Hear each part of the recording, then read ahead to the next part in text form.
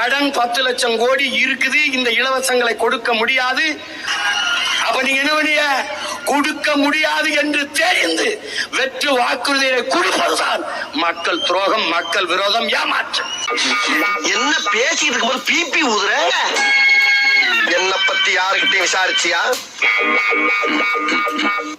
இப்போ சாணியை பாரவந்துல கேரளாவில இருந்து 10 லட்சம் 15 லட்சம் கொடுத்து 10 லட்சம் 15 லட்சம் கொடுத்து மாசத்துக்கு எடுத்துட்டு போறாங்க. வர்றப்பா எவ்வளவு பெட்டி இழந்தாப்பா அந்த காலைய தாங்க எம்புட்டு போய் லேசா புழுந்தாவே கண்டுபிடிச்சிடறாங்கல்ல.